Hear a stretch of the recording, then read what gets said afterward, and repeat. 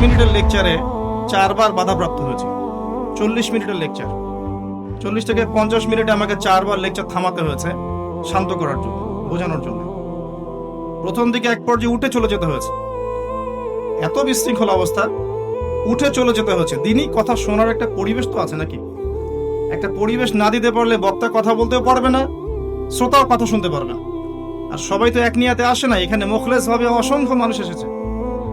এই মজলিসে মুখলেস ভাবে আল্লাহর দিনের কথা শুনবো, জানবো, আমল করব, যেমনটা আমাদের সভাপতি সাহেব একটু আগে বলেছেন। শুনবো, জানবো, নিজে আমল করব, পরিবারকে গঠন করব, মানুষের মধ্যে দাওয়াত দিব। এরকম চিন্তাতে তো অনেক মানুষ এসেছে এখানে, আসে নাই? তাদের হক নাই? যদি আমি 1 ঘন্টা কথা বলি, এক একটা সেকেন্ড তাদের হক না? এবং এক একটা মিনিট আমার আমানত না? একটা মিনিট যদি নষ্ট করে কেউ, সে কি আমানতের খেয়ানত করে নাই?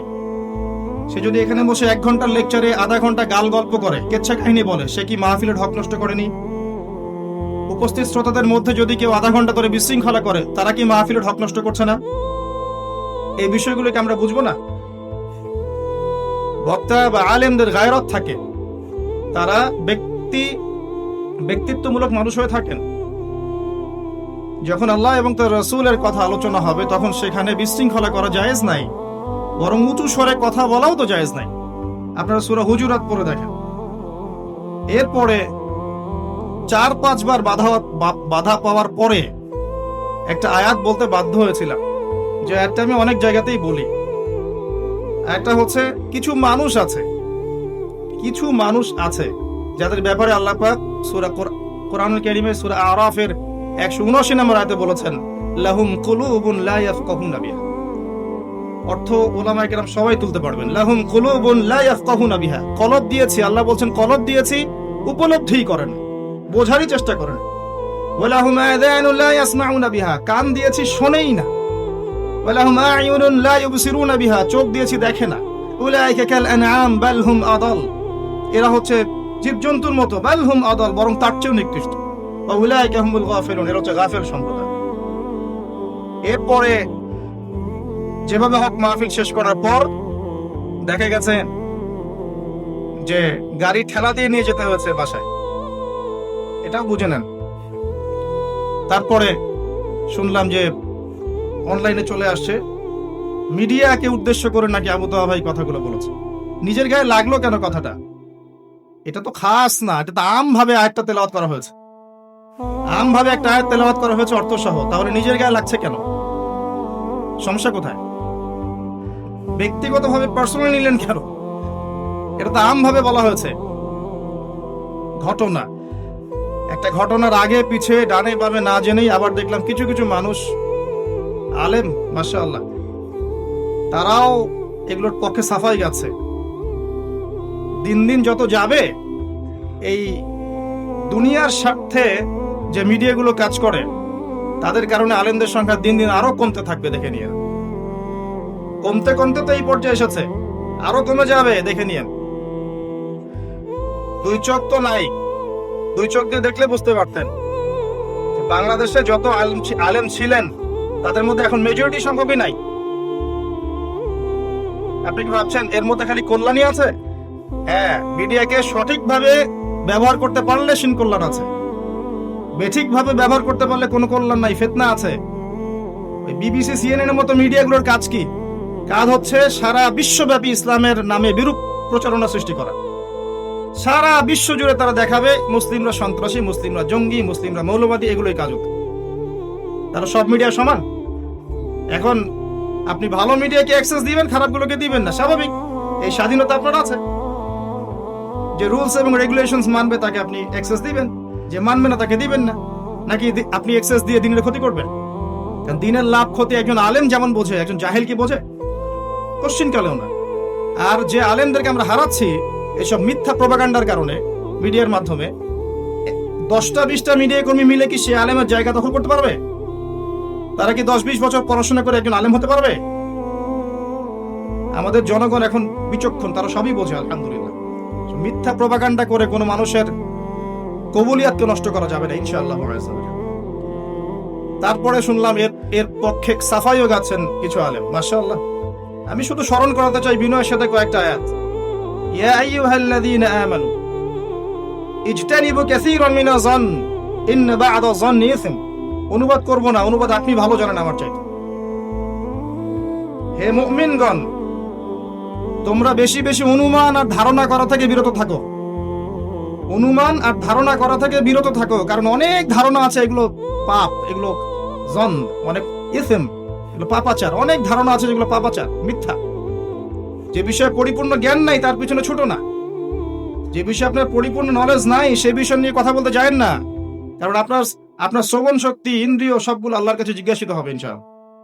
আল্লাহ পাক আরো বলেছেন, ইয়া আইয়ুহাল্লাযীনা আমানু, হে মুমিনগণ, ইন জাআকুম ফাসিকুম বিনাবাইন ফাতাবায়ানু। যখন কোনো ফাসিক পাপাচারী কোনো কথা নিয়ে আসবে, সেই কথাটাকে যাচাই করো আগে। যদি যাচাই বাছাই না করে কিছু করতে যান, বলতে যান, তখন আপনি ইনডাইরেক্টলি দিনের ক্ষতি করে ফেলবেন আরেকজন আলেমের সমালোচনা করে।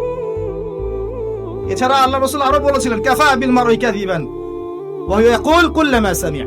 একজন মানুষের মিথ্যাবাদী হওয়ার জন্য এতটুকুই যথেষ্ট যে কোনো কথা শুনেছে, যাচাই বাছাই না করেই প্রচার করেছে। এগুলোর উপর আমরা যদি আমল না করি তাহলে কি জনগণ আমল করবে? আর বক্তব্যের টপিক শেখাচ্ছেন মাহফিলের সিজন আসার আগে আলহামদুলিল্লাহ সুম্মা আলহামদুলিল্লাহ ওয়া মা তাওফীকি ইল্লা বিল্লাহ আলাইহি তাওয়াক্কালতু ওয়া ইলাইহি মুনীব। এত সহজ না বিষয়গুলো। এগুলোর পথে এসে স্ট্রাইভ করেন, তারপরে দেখা যাবে যে বালা মুসিবত সহ্য করতে কতটুকু পারেন আর কতটুকু কথা বলতে পারেন। আমরা জনগণকে সতর্ক করতে চাই এবং যারা কথা বলে, যারা শুনে, উভয়কে বলতে চাই যে এই দিনটা আমাদের আমানত। কোনোভাবেই দিনের ক্ষতি আমরা করতে দিতে পারি না। অল্প কিছু মানুষের জাহেলিয়াতের কারণে, অজ্ঞতার কারণে আমরা দিনের বড় ক্ষতি হতে দিতে চাই না, এবং এটা আমাদের উচিত হবে না।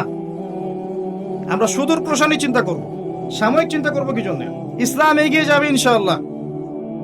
এই কোন মিডিয়াও যদি না থাকে বিশ্বের বুকে, যেটা সামনে থাকবেও না ইনশাআল্লাহ, সামনে এমন একটা বিশ্ব আসবে যে মিডিয়া বলতে কিছুই থাকবে না, দেখে নিয়ে। তখনও ইসলাম মরে যাবে না, তখনও ইসলাম জিন্দা থাকবেই। ইসলাম ভাইরাল হওয়ার পরোয়া করে না। আর আল্লাহ যদি আপনাকে কবুল করেন, আপনি এমনি ভাইরাল হয়ে যাবেন ইনশাআল্লাহ। জোর করে ভাইরাল হতে হবে কেন? হাজারটা মিডিয়া সামনে নিয়ে এসে ওয়াজ করে মানুষের কাছে ভাইরাল হতে হবে কি জন্য? আল্লাহ যদি ভাইরাল করতে চান, কবুল করতে চান, কবুল করে ফেলেন। আল্লাহ পাক মানুষের হৃদয়ের মধ্যে আপনার কথা ঢুকিয়ে দিবেন ইনশাআল্লাহ। যে জীবনটা বেঁচে আছে এটা আল্লাহর দেওয়া শুকরিয়া। যা কথা সেটা প্রচার হয়েই গেছে আলহামদুলিল্লাহ। এখন বোনাস, লাইফকে এনজয় করছি। কি বলতে চান? কাকে কি বলেন? যেগুলো বলেছে ওগুলাকে বলেন, তারপরে টিকে থাকেন মাঠে, তারপর দেখা যাবে কত বড় আলেম হয়েছে। খালি সামান্য ভুল বের করতে পারলেই সারা মিডিয়া ফ্লাশ করে ফেলাবেন, বিতর্কিত করে ফেলবেন, দিনের ফ্লোটাকে নষ্ট করবেন। যুব সমাজ তো তাকিয়ে আছে আপনাদের দিকে। একজন আবু তোহা কেন, হাজার হাজার তোহা দরকার। যত মানুষ আছে বাংলার মাটিতে, সবার জন্য প্রতিটা অঞ্চলে একজন একজন করে দায়ী দরকার, যারা আল্লাহর জন্য মুখলেস ভাবে দাওয়াতি কাজ করবে। অনেক মানুষ দরকার আমাদের, আর উল্টা আমরা মানুষকে মাইনাস করার জন্য চেষ্টা করছি। আল্লাহ পাক আমাদেরকে বোঝার তৌফিক দান করুন। কথাগুলো খুব কষ্ট নিয়ে বললাম, তবে আপনাদের শৃঙ্খলা দেখে আমি কথাগুলো বলতে বাধ্য হলাম। এত সুশৃঙ্খল জনগণ আমি এর আগে খুব কম মাহফিলে দেখেছি আলহামদুলিল্লাহ। গত কয়েকদিন আগে ময়মনসিংহে একটা মাহফিলে গিয়েছিলাম, সেখানে একই কথা বলেছি। তারা অত্যন্ত সুশৃঙ্খল ভাবে বসেছিল, আমি 1 ঘন্টা কথা বলেছি, চলে আসছি, এবং তারা হুড়াহুড়িও করে নাই আলহামদুলিল্লাহ। একজন ইসলামিক ব্যক্তিত্ব গাড়ি থেকে নেমে স্টেজে আসবেন, আপনি ভালোবাসেন, মুসাফা করেন, সব ঠিক আছে আলহামদুলিল্লাহ, কোনো সমস্যা নেই। এই যে সেলফির যে রোগ শুরু হয়েছে, এতে করে কি আমাদের অহংকার এগুলো বাড়ছে না কমছে? রিয়া অহংকার সম্পর্কে নবীজি কি বলেছেন সাল্লাল্লাহু আলাইহি ওয়াসাল্লাম? তিনি বলেছেন, রিয়া অহংকার হচ্ছে এমন অন্ধকার রাত্রে কালো পাথরের উপরে কালো পিঁপড়া হেঁটে গেলে যেমন বোঝা যায় না, রিয়া আর অহংকার এমন জিনিস। এই কাজগুলোর মধ্য দিয়ে আমাদের মধ্যে রিয়া আসতে পারে। এই জন্য নিষেধ করি যে ভাই ছবি তুলেন না, সেলফি নিয়ে ইত্যাদি ইত্যাদি। স্বাভাবিকভাবে নেন, আমি একজন আল্লাহর বান্দা, আপনি আল্লাহর বান্দা। কিছু জ্ঞান হয়তো আমার কাছে আছে, আপনার সাথে শেয়ার করবো, এতটুকুই। এত বেশি মাতামাতি করার প্রয়োজন নেই যে এতে মানুষের চোখ আপনার দিকে লাগে। যত মাতামাতি করবেন তত এই ধরনের মানুষদের সংখ্যা সমাজ থেকে কমে যাবে, এটা আপনাদেরকে বুঝতে হবে। আল্লাহ পাক আপনাদেরকে বিচক্ষণতা দান করুক, দূরদর্শিতা দান করুক। ইসলাম এগিয়ে যাবে ইনশাআল্লাহ, এগুলো পরোয়া না করেই। যখন মুসলিমরা আকীদা ঠিক করবে, আকীদার মধ্যে কোনো শিরক থাকবে না, তাওহীদ থাকবে। যখন মুসলিমরা আমল ঠিক করবে, যেখানে বেদাত থাকবে না, সুন্নাত থাকবে। যখন মুসলিমরা হালাল রিজিক খাবে, কোশ্চিন কালেও মরে গেলেও হারাম রিজিক পেটে ঢুকাবে না। যখন মুসলিমরা আদর্শ পরিবার গড়বে, পরিবারের মা বোনরা খাস পর্দা করবে, পরিবারের সন্তানরা ইসলামিক লাইনে পড়াশোনা করে বড় আলেম মুফতি মুহাদ্দিস হবে, যারা জেনারেল লাইনে পড়ছে তারাও ইসলামিক জ্ঞান চর্চা করে ইসলামের দাওয়াতি কাজ করবে, যখন এগুলো হবে একসাথে দেখবেন ইনশাআল্লাহ ইসলাম এগিয়ে গেছে ইনশাআল্লাহ। এবং যখন সবাই যে যার সাধ্যমতো ইসলামের দাওয়াত দিব, জান দিয়ে, মাল দিয়ে, সময় দিয়ে, শ্রম দিয়ে দিনের খেদমত করব, তখন দেখবেন ইসলাম এগিয়ে যাবে ইনশাআল্লাহ। আইওয়া শোডাউন দিয়ে ইসলাম আগাবে না তো, একদিনের মেহনত দিয়ে ইসলাম আগাবে না তো, ধারাবাহিক প্রচেষ্টার মধ্য দিয়ে ধীরে ধীরে ইসলাম এগিয়ে যাবে ইনশাআল্লাহ। নবী সাল্লাল্লাহু আলাইহি ওয়াসাল্লামের 23 বছর সময় লেগেছে। কত বছর? এত দ্রুত হবে না। আমরা বিশ্বের ফিউচারটা কোরআন সুন্নাহ থেকে আঁচ করতে পারি। বিশ্বের ফিউচার কি হতে যাচ্ছে, এমন একটা ফিউচার আসতে যাচ্ছে ইনশাআল্লাহ, যে ঈসা ইবনে মারিয়াম আলাইহিস সালাম এই জেরুজালেম থেকেই সারা বিশ্ব শাসন করবে ইনশাআল্লাহ। কোনো সন্দেহ নাই আপনার মধ্যে, আমার মধ্যে নাই, এটা হবেই, কেউ ঠেকাতে পারবে না। ঈসা ইবনে মারিয়ামকে আল্লাহ পাক পাঠাবেন, শেষ জামানার সবচেয়ে বড় চরিত্র ঈসা ইবনে মারিয়াম, এটা মনে রাখবেন। শেষ জামানার সবচেয়ে বড় চরিত্র ইমাম মাহদী নন, শেষ জামানার সবচেয়ে বড় চরিত্র হচ্ছেন ঈসা ইবনে মারিয়াম, যার হাতে আল্লাহ পাক এই জেরুজালেম থেকেই সারা বিশ্বে ইসলামী খেলাফা কায়েম করাবেন। এবং আল্লাহর রাসূল সাল্লাল্লাহু আলাইহি ওয়াসাল্লাম এমন ভাবে বলেছেন, একটা কাঁচা বাড়ি, একটা পাকা বাড়ি বাদ থাকবে না যেখানে আল্লাহর কালিমা ঢুকে যাবে না। এটা হবে। 40 বছর তিনি এভাবে রাখবেন বিশ্বটাকে। তিনি বিয়ে করবেন, তার সন্তান হবে, তিনি মৃত্যুবরণ করবেন, তাকে দাফন করা হবে মুহাম্মদ সাল্লাল্লাহু আলাইহি ওয়াসাল্লামের কবরের পাশে।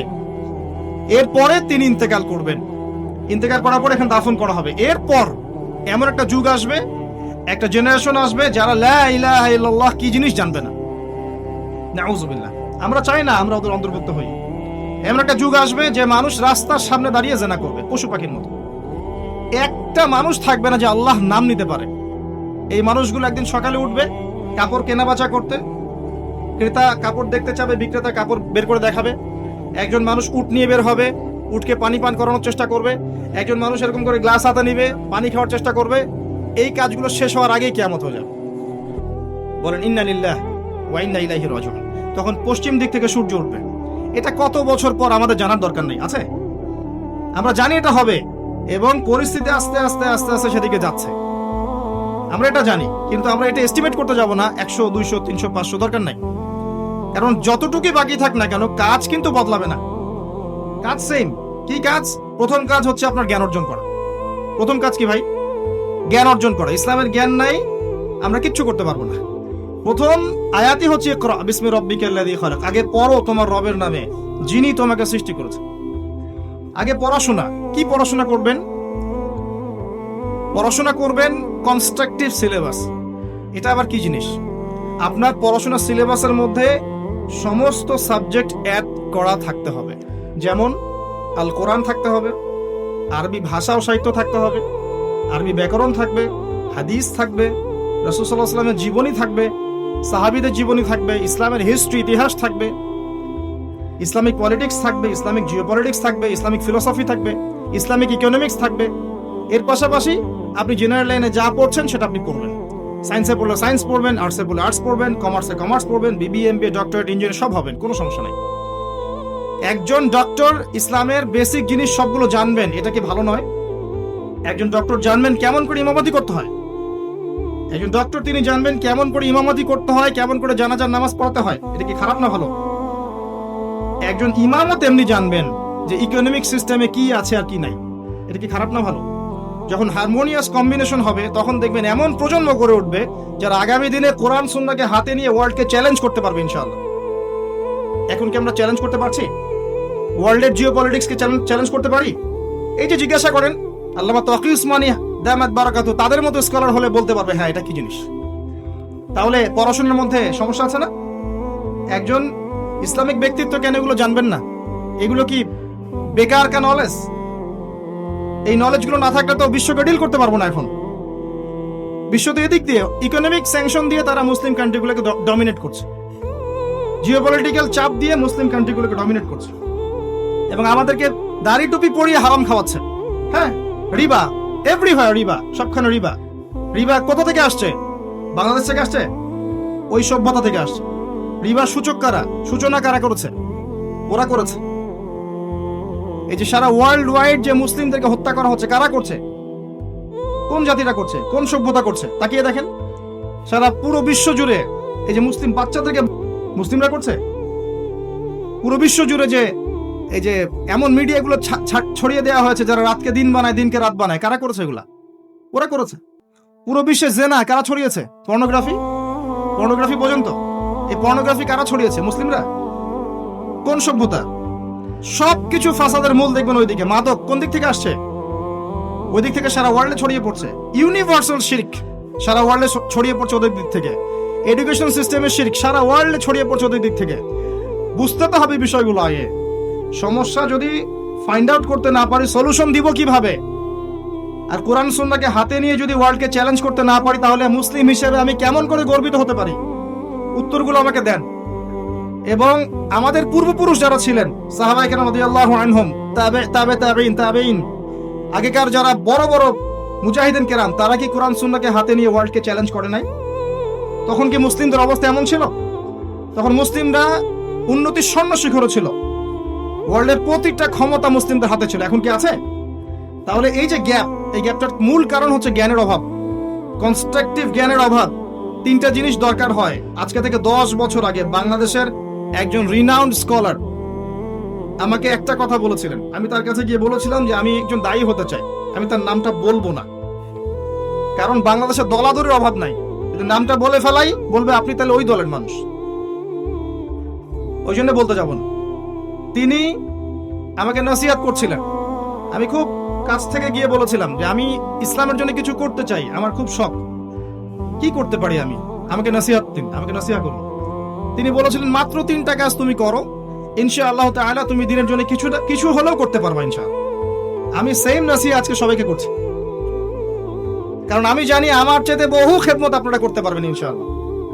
আমরা কিচ্ছু না, আর আমরা এমন কিছু হয়েও যাইনি যে আমাদেরকে জাতির কর্ণধার ভাবতে হবে।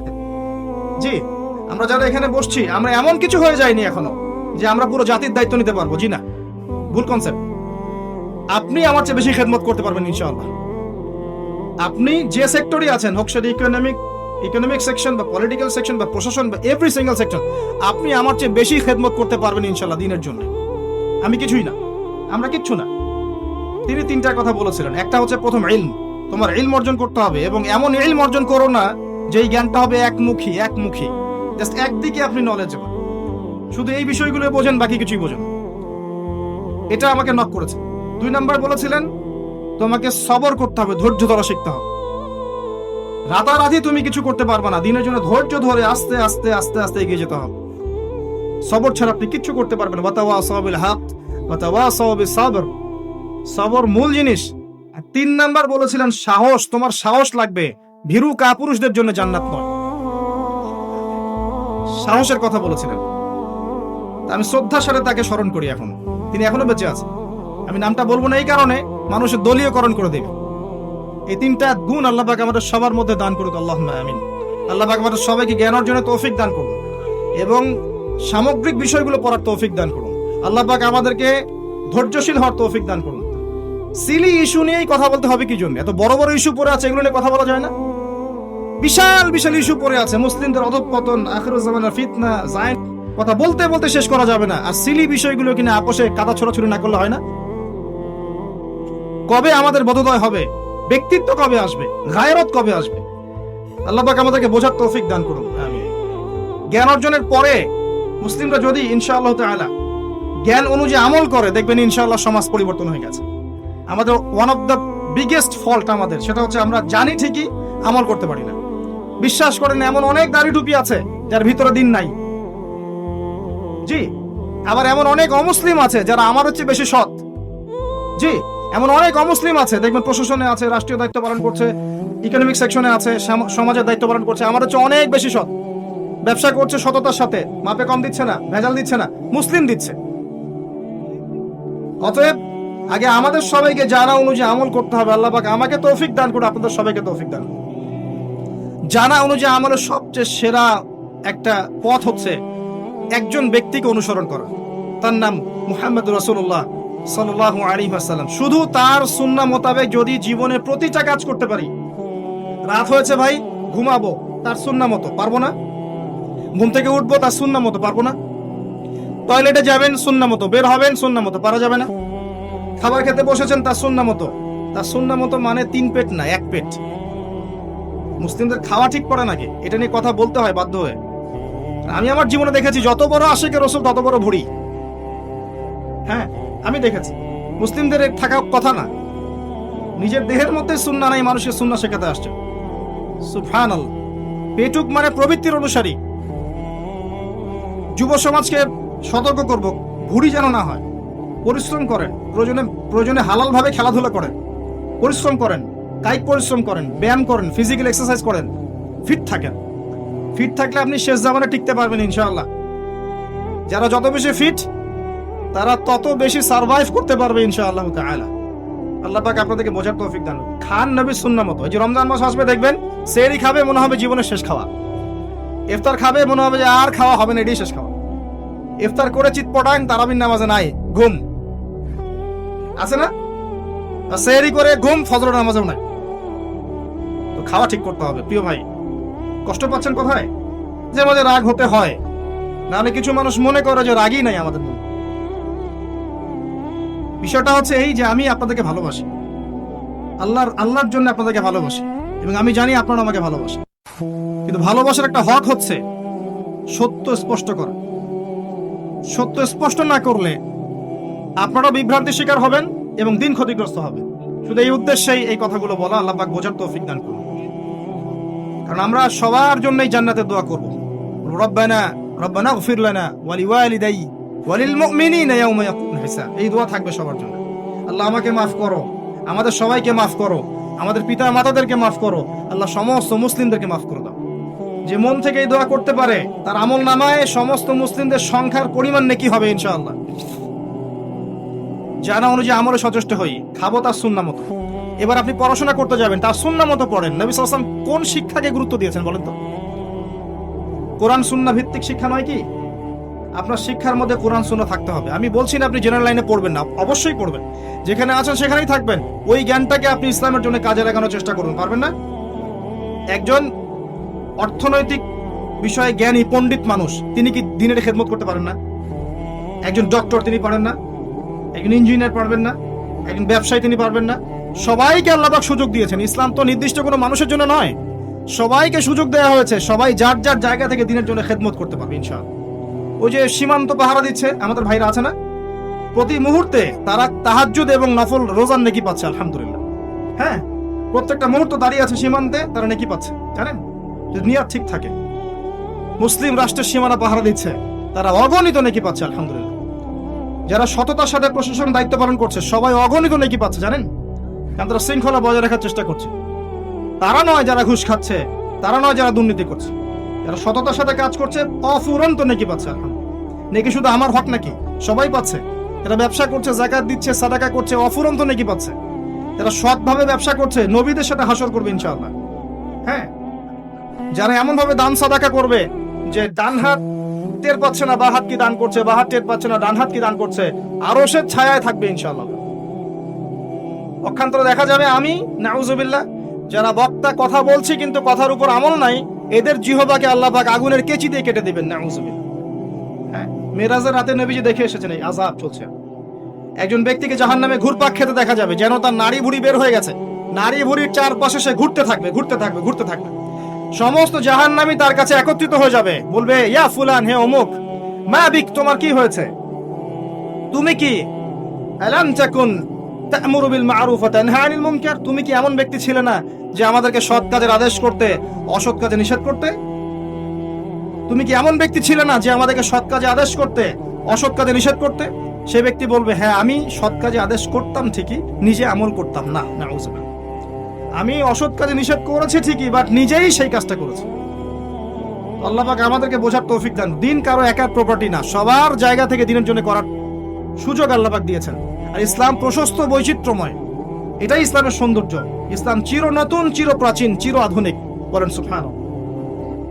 আসেন, জানুন যে আমলে চলে আসেন, পড়াশোনা করেন নবীর তরিকা মতো।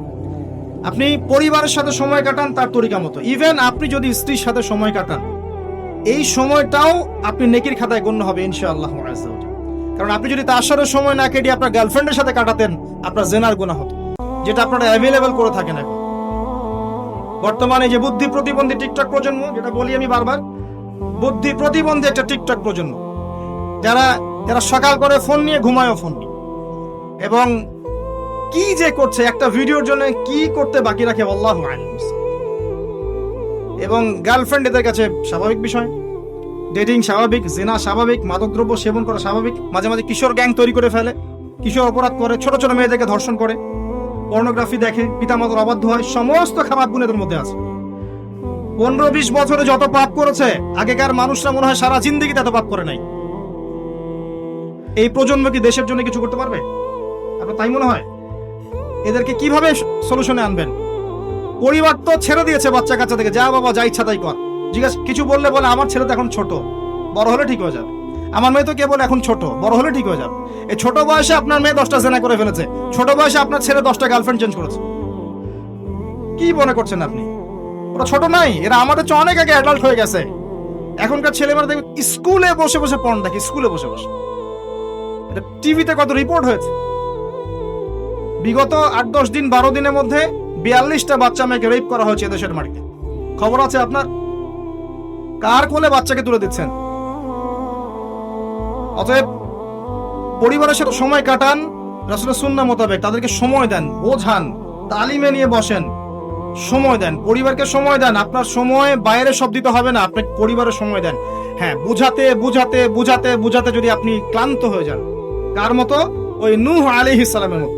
দাওয়াত দিতে দিতে দিতে দিতে বোঝাতে বোঝাতে আপনি ফেড আপ, আপনি ক্লান্ত, পরিশ্রান্ত, কিছুতেই কথা শোনে না, কিছুতেই না।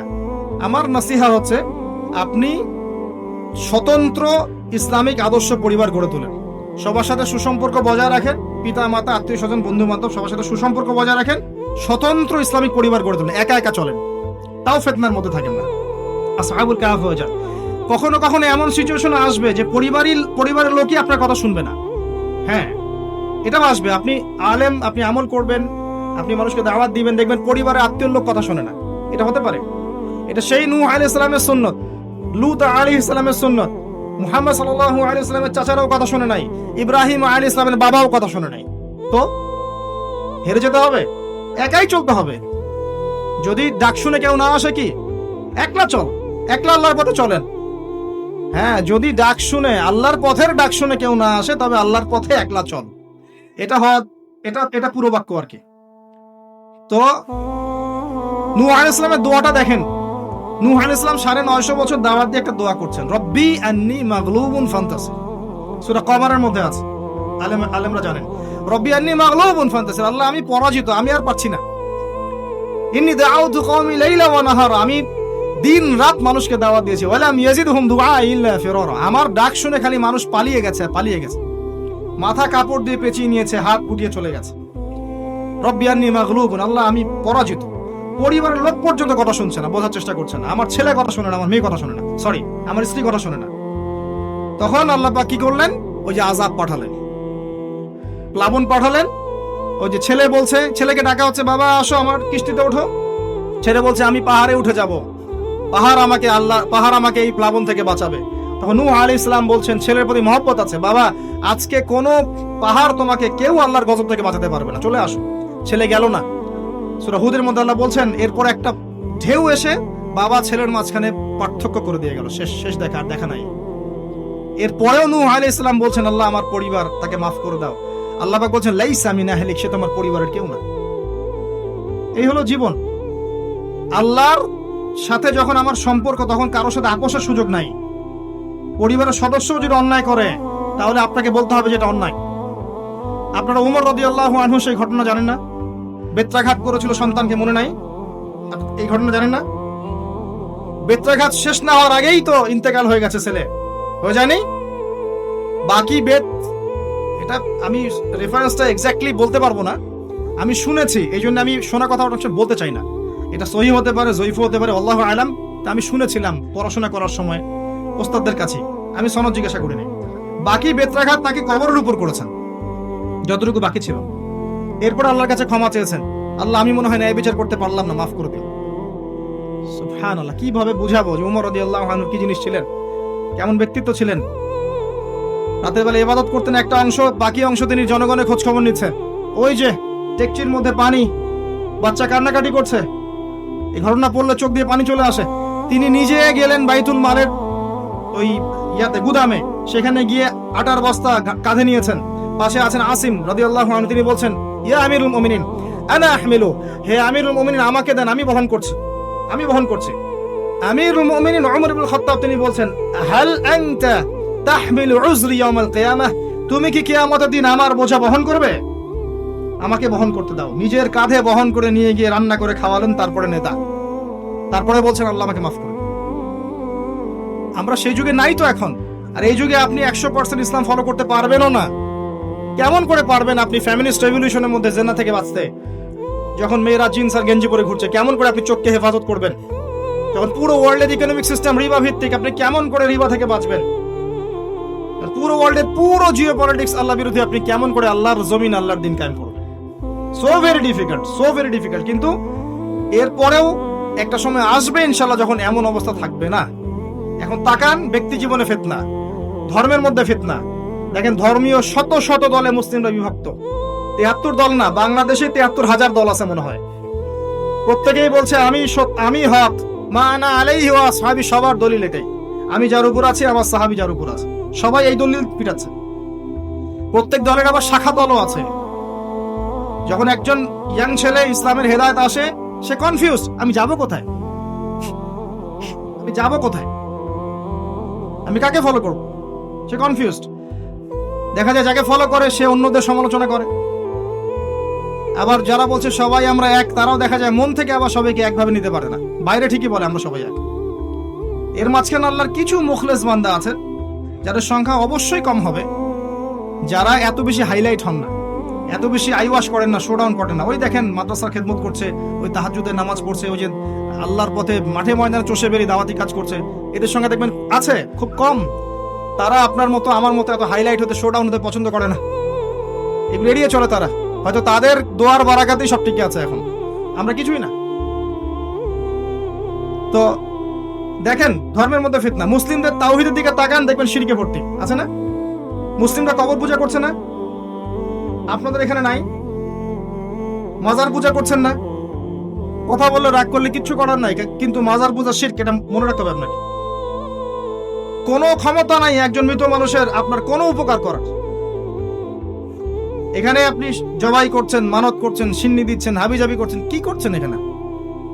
আর ইন্না সলাতি ওয়া নুসুকি ওয়া মাহইয়ায়া ওয়া মামাতি লিল্লাহি রাব্বিল আলামিন, এটা কোথায়? আমার সালাত, আমার সাওম, আমার কুরবানি, আমার স্যাক্রিফাইস সব কার জন্য? আল্লাহর জন্য। এখানে তাওহীদের মধ্যে শিরকের অনুপ্রবেশ ঘটে গেছে। আর কারো আমলনামা যদি শিরকের পাপ থাকে এবং এই অবস্থায় যদি কেউ মারা যায়, সে জান্নাতে যাবে না। নবী সাল্লাল্লাহু আলাইহি ওয়াসাল্লামকে বলা হচ্ছে লা ইন আশরাকতা লা ইয়াহবাতান্না আমালুক। সূরা জুমার পড়ে দেখেন, যদি তুমিও শিরক করো তোমার আমল নষ্ট করে দিব আমি। সূরা মাইদায় দেখেন, আল্লাহ পাক তাদের জন্য হারাম করেছেন জান্নাত যারা আল্লাহর সাথে শিরক করেছে, এবং তাদের জন্য জাহান্নাম অবধারিত করেছেন।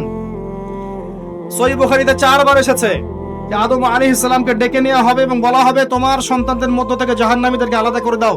বলা হবে কয়জন হে আল্লাহ? আল্লাহ জানিয়ে দিবেন প্রতি 1000-এ 999 জনকে জাহান্নামের জন্য আলাদা করে দাও। আবার আল্লাহ পাক এটাও বলেছেন যে ইন্নাল্লাহা লা ইয়াগফিরু আন ইউশরাকা বিহি ওয়া ইয়াগফিরু মা দুনা যালিকা লিমান ইয়াশা। আল্লাহ পাক শিরকের গুনাহ ব্যতীত যে কোনো গুনাহ যাকে ইচ্ছা মাফ করতে পারেন।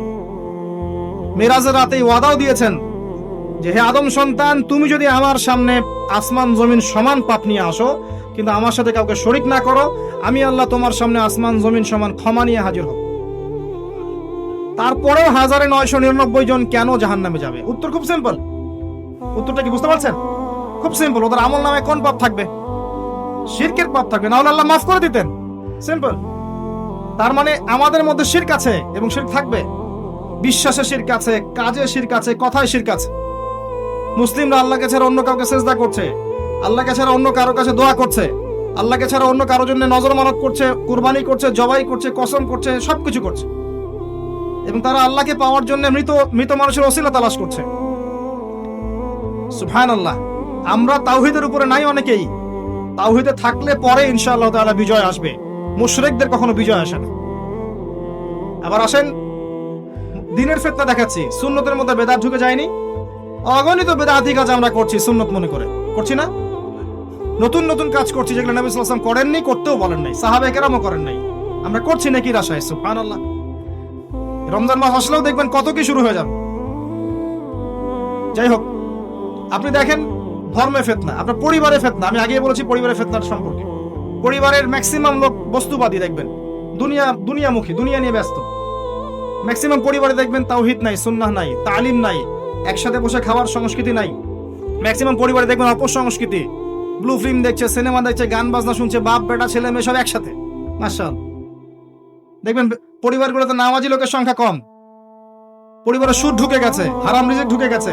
এবং আমরা বলছি সন্তান সন্ততি পরিবার বর্গের জন্যই তো করছি। শুনে রাখেন, আপনার ইন্তেকালের পরে 40 দিন সময় লাগবে না এদের আপনাকে ভুলে যেতে, যাদের জন্য আপনি এই কাজগুলো করছেন। আল্লাহ ছাড়া কেউ নাই আপনজন, বিশ্বাস করেন। আল্লাহ ছাড়া সত্যিকার অর্থে আপন বলতে কেউ নাই পৃথিবীতে। আমাদের একজন ছিলেন মুহাম্মদ সাল্লাল্লাহু আলাইহি ওয়াসাল্লাম, তিনি ইন্তেকাল করেছেন। মুহাম্মদ সাল্লাল্লাহু আলাইহি ওয়াসাল্লাম এমন মানুষ ছিলেন যে তিনি একটা বাগানে ঢুকেছেন, একটা উট দৌড়ে তার কাছে চলে এসেছে, এসে গায়ের সাথে বুকের সাথে গাটা লাগিয়ে রেখেছে। নবী সাল্লাল্লাহু আলাইহি ওয়াসাল্লাম আদর করছেন, হাদিস স্পষ্ট সহিহ। নবীজি আদর করছেন এবং বলছেন, জানো উটটা আমাকে কি অভিযোগ করলো? উটটা আমাকে তার মালিকের বিরুদ্ধে অভিযোগ করলো, তার মালিক তাকে কষ্ট দেয়। এই উটটা পর্যন্ত, একটা অবলা প্রাণী পর্যন্ত আমাদের নবীকে আপন মনে করছেন, ছুটে চলে আসছেন, আমার কষ্ট হচ্ছে, আমাকে ধরেন। চিন্তা করতে পারেন? সুবহানাল্লাহ। নবী সাল্লাল্লাহু আলাইহি ওয়াসাল্লাম যখন মসজিদ নববী নির্মাণ করেছেন, ওখানে একটা খুঁটি ছিল, এটা অনেকেই জানেন। খুঁটি ছিল, যখন মিম্বর এসেছে, তখন তিনি মিম্বরে দাঁড়িয়ে বয়ান করা, খুতবা দেওয়া শুরু করেছেন। তখন ওই যে খুঁটি, ওই খুঁটিটা থেকে কান্নার ডগডগ আওয়াজ শোনা যেত। ওই জড়বস্তু পর্যন্ত মুহাম্মদ সাল্লাল্লাহু আলাইহি ওয়াসাল্লামকে আপন মনে করতেন। মুসলিমদের যে কোনো সমস্যা তারা মুহাম্মদ সাল্লাল্লাহু আলাইহি ওয়াসাল্লামের কাছে যেতেন, বলতেন, তার সাধ্য মতো সেটা সলভ করে দিতেন। একবার নামাজে দাঁড়িয়েছেন মুহাম্মদ সাল্লাল্লাহু আলাইহি ওয়াসাল্লাম, একামত হয়েছে, একামত হওয়ার পরেও তিনি বাসায় চলে গেছেন। সাহাবীরা জিজ্ঞাসা করলেন, ব্যাপারটা কি? নবীজি বললেন, আমার কাছে কয়েকটা দিনার ছিল, ওগুলো দান সাদাকা করে দিয়ে তারপর এসেছে। কি বুঝছেন? কিছু মানুষ এসেছে জীর্ণ শীর্ণ, খাবার নাই, কাপড় নাই, নবীজিকে বলছেন, নবীজি সাল্লাল্লাহু আলাইহি ওয়াসাল্লাম আমরা এই সমস্যায় আছি। নবীজি দেখে এত মায়া লাগলো, চোখ দিয়ে দরদর করে পানি পড়তে লাগলো। তিনি সাহাবীদেরকে বলেন, হে সাহাবীরা, তোমাদের মাঝে কি দানশীলরা নেই? নিয়ে আসো, তোমাদের কাছে যা আছে নিয়ে আসো। সবাই কিছু কিছু করে আনা শুরু করলো। আস্তে আস্তে আস্তে আস্তে স্তূপ হয়ে গেল সম্পদের। এটা দেখে নবী সাল্লাল্লাহু আলাইহি ওয়াসাল্লাম হেসে ফেললেন। এটাই তো সেই হাদিস যে কেউ ভালো বেদা চালু করলে এটা হাসানা পাবে, এটাই সেই হাদিসটা। তো নবী সাল্লাল্লাহু আলাইহি ওয়াসাল্লামকে সাহাবীরা আপন মনে করেছেন। এখন কাকে আপন মনে করবেন আপনি? আমাকে? আমার মধ্যে তো নবীর সুন্নতের 5%ও নাই। আপনাকে দেখে মনে হচ্ছে আমাকে যে আমি অনেক বড় স্কলার, মুফাসসির কোরআন অমুক তমুক। আমি নিজেই তো বুঝতে পারছি যে আমার ভিতরে নবী সাল্লাল্লাহু আলাইহি ওয়াসাল্লামের সুন্নাতের 10%ও নাই। কে আপনাকে নসিহত করবে? কে আপনাকে তাজকিয়া করবে? যারা এমন আল্লাহওয়ালা মানুষ, যারা এমন তাকওয়াওয়ালা মানুষ, নূরওয়ালা মানুষ, এই মানুষগুলোর কাছে গিয়ে পড়ে থাকেন, এই মানুষগুলোর কাছে গিয়ে সোহবতে গিয়ে পড়ে থাকেন, খুঁজে নেন এই মানুষগুলোকে, কোথায় আছে খুঁজে নেন। আমি জানি না কোথায় আছে, আমি নিজেও খুঁজছি, আর আমাদের খোঁজার দৃষ্টিভঙ্গিটা খুব সূক্ষ্ম। ওই যে ইমাম বুখারী দেখেছিলেন না, ওই যে ঘোড়াকে খাওয়াচ্ছেন প্রতারণা করে, হাদিস নিলেন না তার কাছ থেকে, আছে না? জানেন না আপনারা? হাদিস সার্চ করতে করতে এক জায়গায় চলে গেছেন, অনেক মাইলের পর মাইল পথ পাড়ি দিয়ে দেখেছেন যার কাছ থেকে হাদিস নিবেন সে ঘোড়াকে ডাকছে, হাতের মধ্যে কিচ্ছু নাই, কিন্তু ঘোড়াকে দেখাচ্ছে, আসো আসো আসো, খেয়ে যাও। এই যে প্রতারণা করেছে ঘোড়ার সাথে, আর হাদিস নিলেন না। তা আমরা এরকম চোখ দিয়ে খুঁজছি আর কি, আল্লাহ যেন মিলিয়ে দেয়। কারণ এ ধরনের আল্লাহর নূরওয়ালা মানুষদের সংস্পর্শে না গেলে আপনার আমার মধ্যে তাজকিয়া আসবে না। তাজকিয়া, আত্মশুদ্ধি শুধুমাত্র পড়াশোনা করে নিজে নিজে আমল করে হয় না, আত্মশুদ্ধিওয়ালা মানুষকে দেখেও শিখতে হয়। মুহাম্মদ সাল্লাল্লাহু আলাইহি ওয়াসাল্লাম সাহাবীদেরকে কি বইপত্র পড়ে ইসলাম শিখিয়েছেন? কোরআনের আয়াত লিখে দিয়েছেন, যাও বাসায় গিয়ে পড়ে নাও, এমন ছিল? নবীজিকে দেখতেন তারা দিন রাত 24 ঘন্টা, কেমন করে ওঠেন, কেমন করে বসেন, কেমন করে কথা বলেন, কেমন করে মুআমালাত করেন, কেমন করে নামাজ পড়েন, সব দেখতেন, দেখে দেখে কপি করতেন। এভাবে যখন আমরা আল্লাহর নূর প্রাপ্ত মানুষদের সংস্পর্শে গিয়ে দেখে দেখে কপি করতে পারবো, তখন দেখবেন আত্মশুদ্ধি চলে আসছে ইনশাআল্লাহ। এখন আপনি যাবেন কোথায়? সবাই তো ডাকছে, আসো জান্নাত আমার কাছে, আমি জান্নাতের ডিলার, তোমার লিজ লাগলে নিয়ে যাও। হ্যাঁ, অ্যাটিটিউডটা এমন অনেকেরই। আল্লাহর কাছে খাস করে দোয়া করতে হবে, আল্লাহ এমন মানুষদেরকে আল্লাহ আপনি এইসব জায়গায় নিয়ে আসেন যারা আত্মশুদ্ধিতে পরিপূর্ণ, যাদের মধ্যে আল্লাহর নূর আছে, যারা ওই নূর মানুষের মাঝে ছড়িয়ে দিতে পারবে, আমরা আত্মশুদ্ধি লাভ করতে পারবো ইনশাআল্লাহ তাআলা। আল্লাহ পাক বোঝার তৌফিক দান করুন, আমিন। জ্ঞান জানা অনুযায়ী আমল, আর আমলের ক্ষেত্রে গিয়ে বলছিলাম প্রতিটা কাজ নবী সাল্লাল্লাহু আলাইহি ওয়াসাল্লামের সুন্নাহ মাফিক করতে হবে প্রিয় ভাই। সুন্নাহর বাইরে যাওয়া যাবে না। পরিবারের মেলামেশা থেকে শুরু করে স্ত্রীর সাথে মেলামেশা, পরিবার গঠন, সবকিছু। আরো আছে, আপনি অর্থনৈতিক জীবনে যাবেন, সেখানে কি সুন্নাহ নাই? সেখানে আপনি যা ইচ্ছা তাই করবেন, মাপে কম দিবেন, ইচ্ছা করে সিন্ডিকেট করবেন, মজুদ করে দাম বাড়িয়ে দিবেন, কৃত্রিম সংকট তৈরি করবেন, রমজান মাস আসলে নিত্য প্রয়োজনীয় দাম বাড়াতে থাকবেন হু হু করে, যেন মানুষ ট্রাকের পিছনে দৌড়ায়। এগুলো করবেন? কি করবেন রমজান মাসে? আরো বেশি বেশি মানুষকে খাওয়াবেন, দাম কমিয়ে দিবেন। এতে আল্লাহ আপনার রিজিকের ভান্ডার খুলে দিবে ইনশাআল্লাহ তাআলা। রিজিকের দায়িত্ব কার?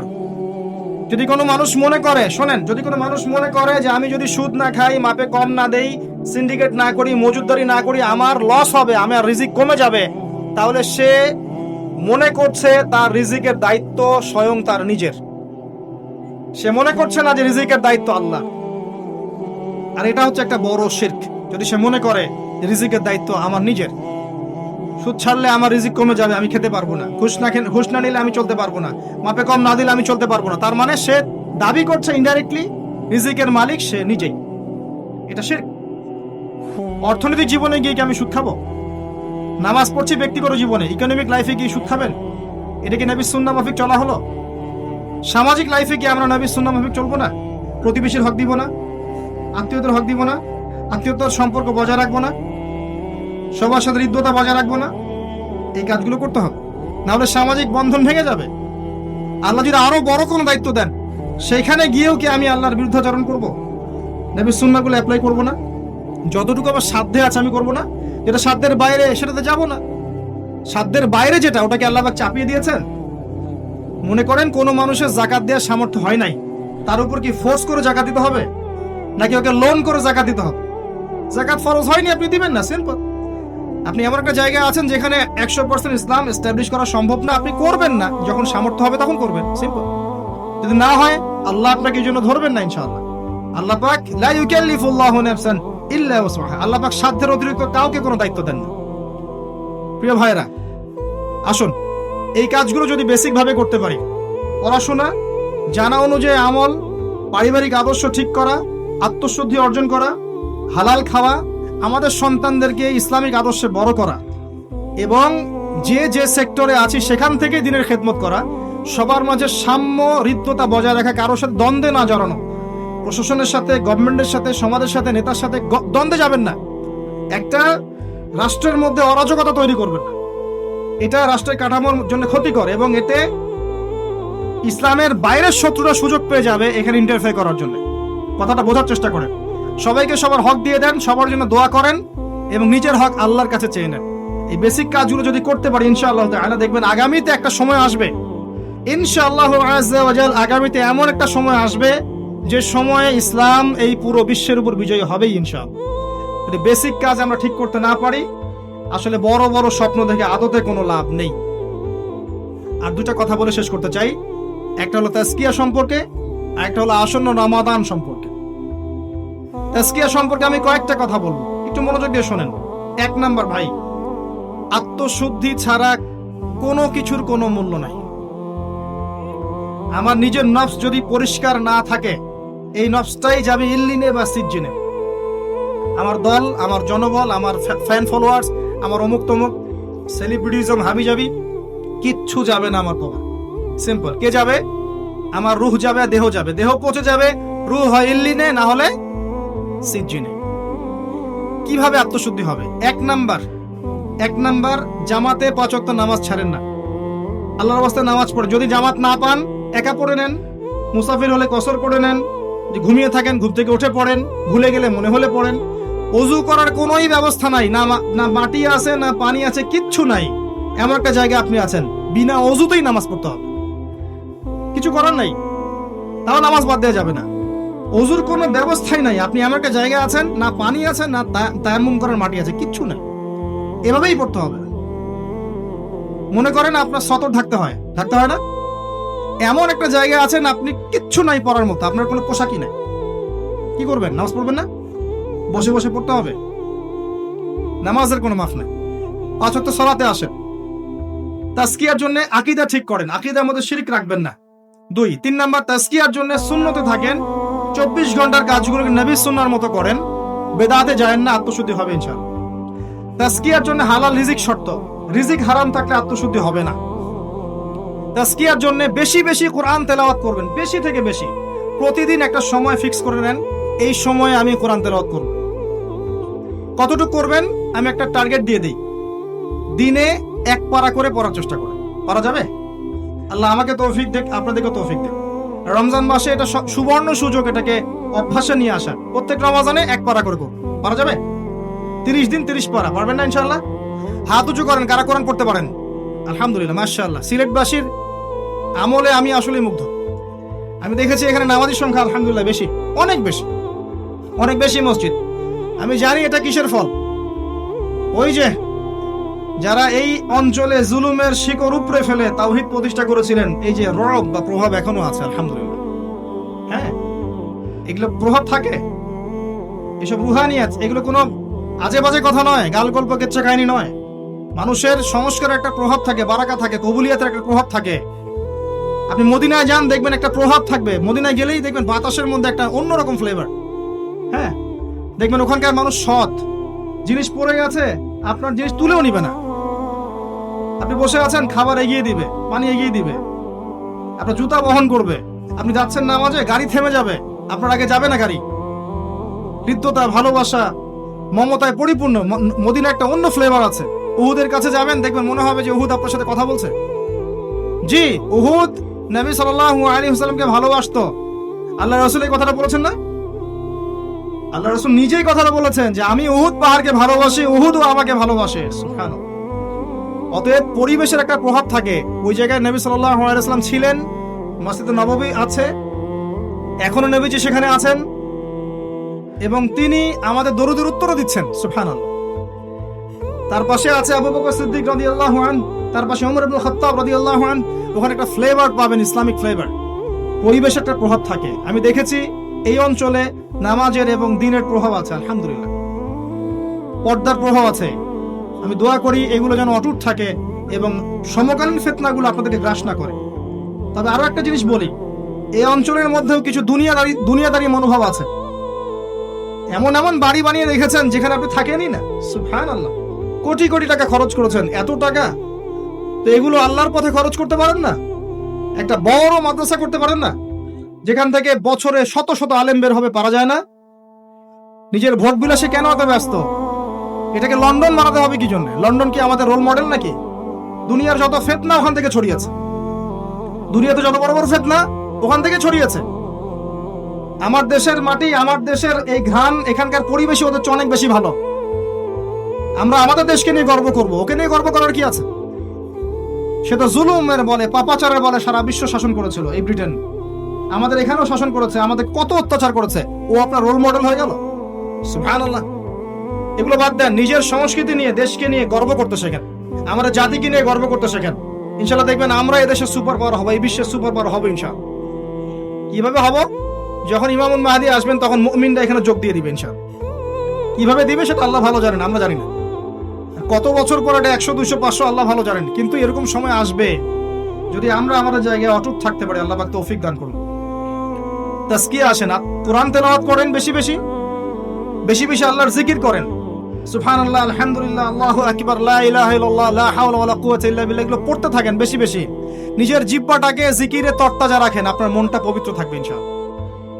এবং কম কথা বলেন, আল্লাহর কাছে বেশি দোয়া করতে শেখেন, সেজদায় বেশি দোয়া করেন, রোজা রাখলে বেশি দোয়া করেন, শেষ রাত্রে দোয়া করেন, আজান একামতের মাঝখানে দোয়া করেন, জুমার দিনে দোয়া করেন, আপনার কোনো ভালো কাজ করার পরে দোয়া করেন, গোপনে কোনো সৎ কাজ করেছেন এখন দোয়া করেন, দান সাদাকা করেছেন দোয়া করেন, ইত্যাদি। এরকম অনেক সময় আছে যখন দোয়া করলে ডাইরেক্ট কবুল হয়ে যাবে ইনশাআল্লাহ।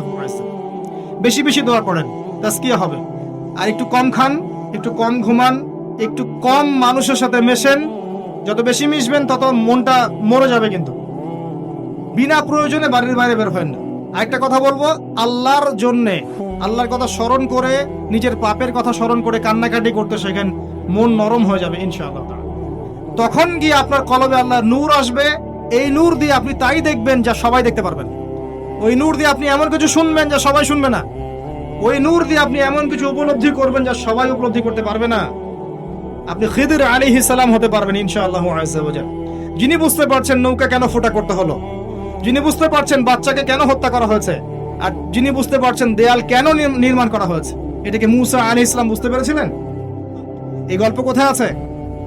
কোন সূরা আছে? আজকে জুমার রাত নয় কি? ওয়াদা করেন আজকে জুমার দিনে সূরা কাহফ সবাই পড়বেন, ওয়াদা করেন, এবং অর্থ সহ পড়ার চেষ্টা করবেন। পারা যাবে? প্রথম 10টা আয়াত মুখস্থ করবেন। পারা যাবে? আল্লাহ পাক তৌফিক দান করুন, আমিন। একটা কথা বলে শেষ করছি। রমাদানে কয়েকটা কাজ, প্রিয় ভাইরা, আমি কয়েকটা লেকচারে বলেছি, আরেকবার রিপিট করছি। অনেকে বলে রিপিট করার কি দরকার? বলবো সূরা আর রহমান পড়েন। সূরা আর রহমান আল্লাহ রাব্বুল আলামিন একই কথা 31 বার বলেছেন। কি জন্য? উত্তর দেন, কি জন্য? একটা বিষয় গুরুত্বপূর্ণ হলে মানুষ রিপিট করে, তাই নয় কি? গুরুত্বপূর্ণ বিষয় রিপিট করার মধ্যে কি ইলমের স্বল্পতা? আল্লাহ রাব্বুল আলামিন 31 বার বলেছেন ফাবি আইয়ি আলাই রাব্বিকুমা তুকাযিবান। আর কোরআনে কি শব্দের অপচয় করা হয়? কোরআনে একটা শব্দের অপচয় করা হবে? যে কোরআনে আল্লাহ পাক একটা শব্দ দিয়ে পুরো সম্প্রদায়ের ঘটনা বলেছেন, ওই কোরআনে আল্লাহ পাক 31 বার একই আয়াত রিপিট করেছেন। কি বুঝলেন?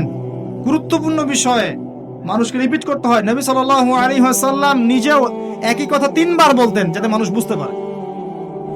সুবহানাল্লাহ। এবার আসেন কি করবেন। প্রথমত রমজানকে একটা গনিমত মনে করেন।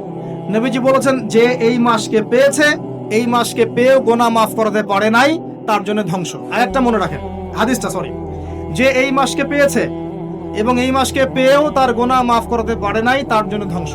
আমরা কি ধ্বংস চাই? কিভাবে এই মাসে গুনাহ মাফ করাবো? প্রথমত আমাদের আমলনামার হিসেব করতে হবে যে আমার কি কি পাপ আছে, মনে করার চেষ্টা করতে হবে আমার কি কি পাপ আছে, কি কি মনে পড়ছে আমি জীবনে কি কি বড় বড় পাপ করেছি। এইগুলোর জন্য আল্লাহর কাছে ক্ষমা চাইতে হবে, মুখলেস ভাবে, খালেস ভাবে বলতে হবে আস্তাগফিরুল্লাহাল্লাযী লা ইলাহা ইল্লা হুয়াল হাইয়ুল কাইয়্যুম ওয়া আতুবু ইলাইহি। নিজের চোখের পানি ছেড়ে দিতে হবে। ইনশাআল্লাহ আল্লাহ পাক আপনার সমস্ত গুনাহকে মাফ করে নেকি দিয়ে পরিবর্তন করে দিবেন ইনশাআল্লাহ। এটা সূরা ফুরকানের মধ্যে আছে, ইল্লা মান তাবা ওয়া আমানা ওয়া আমিলা আমালান সালিহান ফাউলাইকা ইউবাদদিলুল্লাহু সাইয়্যাতিহিম হাসানাত। আছে না? আলেমরা জানেন। প্রত্যেকটা আয়াত ব্যাখ্যা করার সময় পাচ্ছি না। অতএব প্রথম কাজ রমজানে তওবা করা। দ্বিতীয় কাজ নামাজি হওয়া।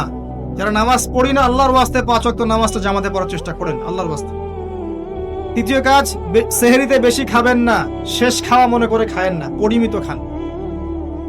একইভাবে ইফতারেও এমন ভাবে খায়েন না যেটাতে আপনার পুরো রমজানের বা রোজা রাখার যে আধ্যাত্মিকত্ব নষ্ট হয়ে যায়, এটা রাখবেন, এটা করবেন না। ইফতারে পুরান ঢাকার মানুষের মতো খাবার নিয়ে বসেন না।